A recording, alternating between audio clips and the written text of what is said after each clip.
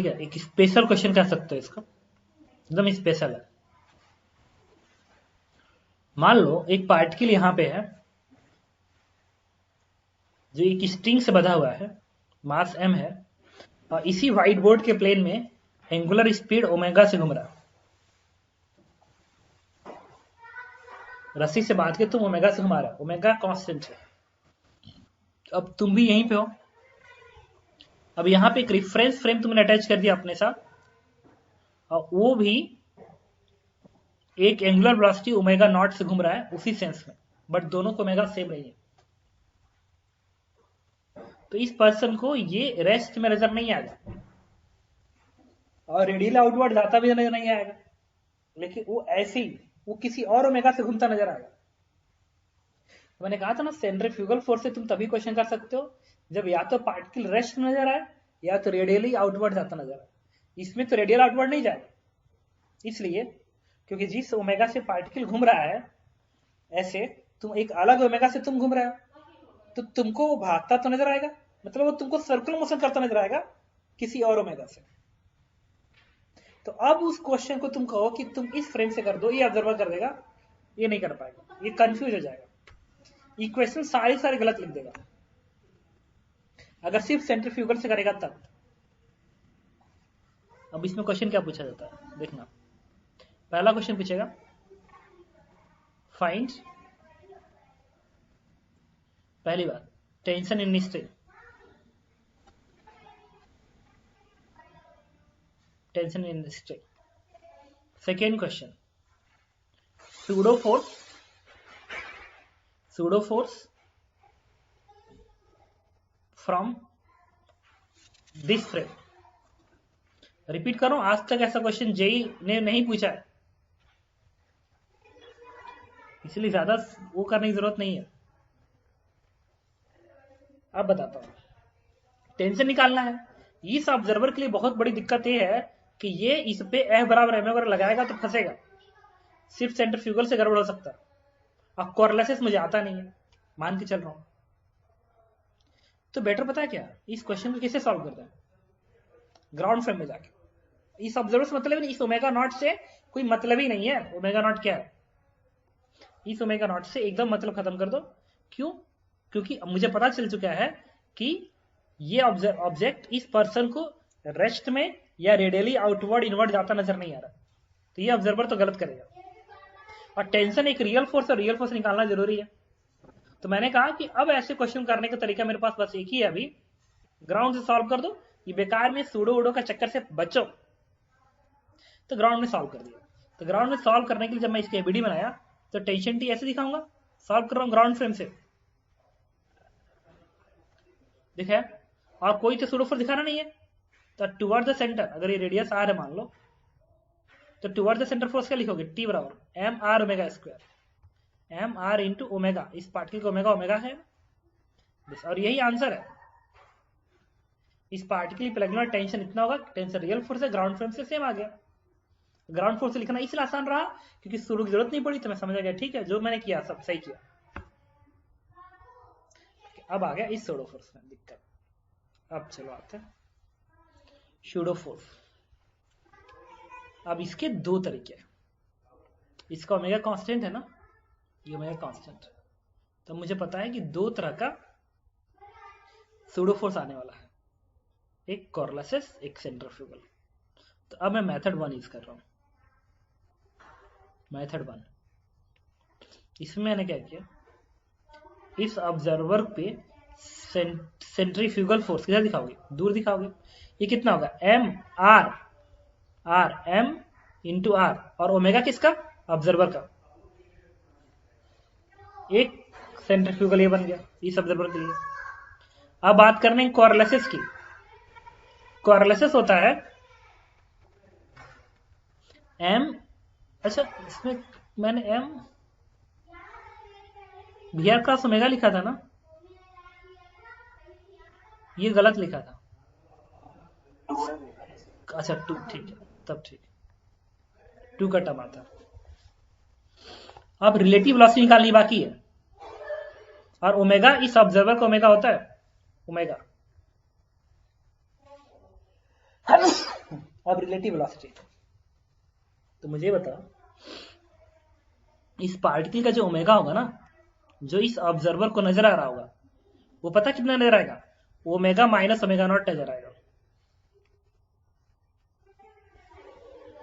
Omega से घूम रहा है और तुम ओमेगा नॉट से घूम रहे हो, तो तुम्हारे फ्रेम उसका ओमेगा क्या होगा? ओमेगा माइनस ओमेगा नॉट होगा। तो ये जो पार्टिकल है वो तुमको लगेगा कि वो सर्कुलर मोशन कर रहा है कितने वेलोसिटी से? ओमेगा माइनस ओमेगा नॉट से। तो सर्कुलर मोशन का वेलोसिटी क्या होती है? R omega. तो इस पार्टिकल की जो वेलोसिटी नजर आएगी, रिलेटिव वेलोसिटी इस ऑब्जर्वर को, वो होगी, ये दूरी आर है ना, तो r into omega minus omega naught नजर आएगा। पहली बात मैं फर्जी पढ़ा रहा हूं अभी।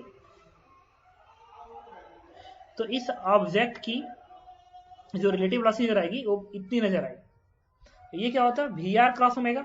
और इसका ओमेगा का सेंस क्या है? ओमेगा नॉट ऐसे घूम रहा है ना, ऐसे घूम रहा है ना, ऐसे घूम रहा है, तो फिंगर मेरे तरफ आया, थंब मेरे तरफ आ गया, तो ओमेगा नॉट डायरेक्शन मेरे तरफ है, मेरे तरफ है। और रिलेटिव वेलोसिटी ऊपर की ओर है, तो क्रॉस प्रोडक्ट ये वाला लिखेंगे, वी आर ऊपर है और ओमेगा नॉट मेरे तरफ है, वी आर ऊपर ओमेगा नॉट मेरे तरफ, तो we are cross omega, thumb आ गया इधर, तो कॉर्लेसेस वाला फोर्स इधर आ गया, मतलब वो भी इसी डायरेक्शन में आ गया, इसी डायरेक्शन में आ गया। वो कितना आएगा? 2m v are cross omega, तो वी आर ही है ना, तो r omega minus omega naught into omega naught, ये वाला है, ये वाला ओमेगा नॉट है ना, रख दो यहाँ पे, इतना आ गया। अब यही जो फोर्स है कॉर्लेसेस, वो सेंट्रीफ्यूगल का डायरेक्शन का है, तो कहा ना सूडो फोर्स में इस डायरेक्शन में आ गया, तो दोनों ऐड हो जाता है। अब नेट जो सेंट्रीफ्यूगल फोर्स, जो नेट सूडो फोर्स आएगा, नेट सूडो फोर्स वो कितना होना चाहिए? इन दोनों को जोड़ दो, तो जोड़ोगे तो कितना आएगा? ये एम आर ओमेगा नॉट का स्क्वायर, यहां से क्या एम आर कॉमन निकलेगा, तो एम आर कॉमन निकलेगा, क्या बचेगा? ओमेगा नॉट का स्क्वायर, यहां से क्या आएगा? 2 ओमेगा इंटू ओमेगा नॉट, और ये ट्वाइस का टर्म और आएगा, तो बनेगा माइनस ट्वाइस ओमेगा नॉट का स्क्वायर। तो पूरी वैल्यू हो गई एम आर ब्रैकेट में 2 omega omega nought minus omega not का square, and this one is answer. देखो एक बार कम, देखो कॉर्लेसेस से रिलेटेड जितने क्वेश्चन होते हैं, आया है 2014 का है या 2016 का है, उसमें कॉर्लेसेस फोर्स पूरा कंप्रीहेंशन बना के लिखा था एडवांस में, तो उसमें उन्होंने फॉर्मेट लिख दिया था यही 2m v are cross omega. तो जब भी ये क्वेश्चन आएंगे आईटी के एडवांस एग्जाम में, तो फॉर्मेट बना के लिख देगा कि देखो ये वाला पार्ट से कॉर्लेसेस है कि क्या है, फिर उससे बेस पे क्वेश्चन देगा तुमको करने के लिए। इतना आ गया। अब देखो ठीक है, ये तो मैंने इस मेथड से बता दिया, जबकि मुझे पता था कि कॉर्लेसेस होता है और उसके साथ से बता दिया। अब अगर मुझे नहीं पता होता कॉर्लेसेस होता है तो मैं क्या करता, तो बताता हूं। तो मैं कॉमन सेंस से कर सकता था। कॉमन सेंस कैसे लगता है देखना, इस फ्रेम से अब मैं कॉमन सेंस यूज करने जा रहा हूं। कॉमन सेंस अभी यूज कर रहा हूं, जब मैं तैयारी करता था तो मुझे ये सब चीजें पता ही नहीं था, मुझे नहीं पता था, मैं सिर्फ सेंट्रीफ्यूगल जानता था, सेंट्रीफ्यूगल होता है, क्वेश्चन आ गया सर्कुलर मोशन का तो लगा दिया, आंसर आ गया तो आ गया, कुछ उसमें गड़बड़ हुआ कोई बात नहीं, -1 लग गया, लगने दो। मैं सोचा था कि अगर मैं 20 क्वेश्चन अगर आ रहे हैं पेपर में एडवांस के, तो अगर उसमें 15 क्वेश्चन अटेम्प्ट कर लेता हूँ, तो उसमें से 2-3 अगर साथ छोड़ भी देते हैं तो क्या फर्क पड़ता है, सब कोई साथ देने के लिए थोड़ी आया धरती पे, छोड़ दिया तो छोड़ दिया। तुम भी यही करना, ये नहीं कि ऑलवेज परफेक्शन मत खोजना कि हर चीज सही हो जाए, 15 क्वेश्चन 15 ही सही हो, गलत चीज है। जब इसके पीछे पड़ोगे तुम्हारा लॉस ज्यादा होगा। लाइफ में थोड़ा रिस्क बहुत जरूरी है। तो मैंने इस फ्रेम से मेथड 2 यूज कर रहा हूं। मैंने कहा कि इस ऑब्जर्वर टेंशन निकाल चुका था, अच्छा इस ऑब्जर्वर को इस पार्टिकल पे कौन कौन सा फोर्स दिखेगा? एक तो टेंशन टी दिखेगा और दूसरा सूडो फोर्स दिखेगा, यही वाला सूडो फोर्स है एफ। अगर ये रोटेटरी फ्रेम है तो इस फ्रेम से इसके ऊपर एक रियल फोर्स टी दिखेगा, एक एफ दिखेगा। तो इस ऑब्जर्वर ने इसके ऊपर, एकदम तुम्हें मैं परेशान कर रहा हूँ, कुछ नहीं कर रहा, इस ऑब्जेक्ट पे टेंशन टी दिखा दिया और एक फोर्स एफ दिखा दिया दूर। अब नेट फोर्स क्या होगा, toward the centre circular motion लगा, क्योंकि अब इस ऑब्जर्वर ने कहा कि रियल फोर्स दिखा दिया, सुडो फोर्स दिखा दिया, तो अब तो ए बराबर एम ए वैलिड है। जब इस ऑब्जर्वर ने कैपिटल एफ सुडो फोर्स दिखा दिया तो वो कह गया कि अब मेरे लिए क्या वैलिड है, ए बराबर एम ए वैलिड है, तो लगाओ ए बराबर एम ए। तो क्या लिखेगा, net force toward the centre T minus F बराबर M R omega square, R ये दूरी बनेगी आर, और ओमेगा पता क्या बनेगा, ये बनेगा। क्यों, क्योंकि इस ऑब्जर्वर को इस पार्टिकल का ओमेगा इतना नजर आ रहा है ना, तो लिखेगा ये ओमेगा माइनस ओमेगा नॉट का स्क्वायर।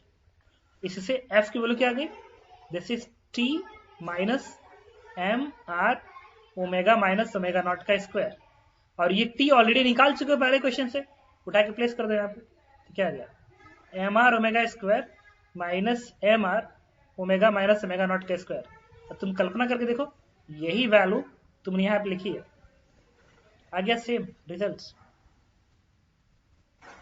तो इस पूरे चीज में मैं तुम्हें बस ये बताने की कोशिश कर रहा हूं कि सेंट्रीफ्यूगल फोर्स की सहायता से अगर तुम्हें सिर्फ क्वेश्चन डील करना है, बाकी कोई और नहीं चाहिए, कॉरलेशन से चक्कर नहीं चाहिए, तो कंफर्म है कि वो ऑब्जेक्ट उस फ्रेम से रेस्ट नजर आना चाहिए या आइदर मूविंग आउटवर्ड या इनवर्ड। इससे फायदा क्या था कि अगर ये आउटवर्ड इनवर्ड मूव करता तो जो कॉरलेसेस इसके तरफ आ रहा था वो इधर नहीं आके परपेंडिकुलर आ जाता, तो फिर इधर की इक्वेशन से मैं बच जाता, कॉरलेसेस वाला टर्म नहीं लिख पाता इधर वाली इक्वेशन के लिए, तो मैं सेफ फील करता। इसीलिए कहा जाता है कि अगर तुम्हें सिर्फ सेंट्रीफ्यूगल से क्वेश्चन करना है तो पहली बात कि जो इसमें भी तो एक इंपॉर्टेंट टर्म है कि जो ऑब्जर्वर घूम रहा है उसका ओमेगा कांस्टेंट होना चाहिए। उस फ्रेम से जब तुम ऑब्जेक्ट को देखो तो ऑब्जेक्ट या तो रुका हुआ नजर आए ताकि कॉरलेसेस गायब हो जाए, या तो मूविंग आउटवर्ड इनवर्ड हो ताकि कॉरलेसेस परपेंडिकुलर हो जाए और तुम सेंट्रीफ्यूगल से क्वेश्चन डील कर जाओ। तो ठीक है, अबे फिर रिपीट कर दो, सेंट्रीफ्यूगल फोर्स के सहायता से हम क्वेश्चन इजीली तब हैंडल कर लेते हैं जब एक ऑब्जर्वर का ओमेगा कांस्टेंट हो, दूसरा जिस ऑब्जेक्ट को हम ऑब्जर्व कर रहे हैं वो या तो स्टेशनरी नजर आए या मूविंग इनवर्ड या आउटवर्ड नजर आए, बड़ा इजीली हैंडल कर सकते हैं, ये जनरल केस है। अदरवाइज अगर तुम्हें कॉरलेसेस पता है तब तो कोई बात ही नहीं, तब तो तुम कुछ भी हो कर सकते हो, बशर्ते ऑब्जर्वर का ओमेगा कांस्टेंट होना चाहिए। ओके, तो अभी मैं क्या करूंगा, मैं तुम्हें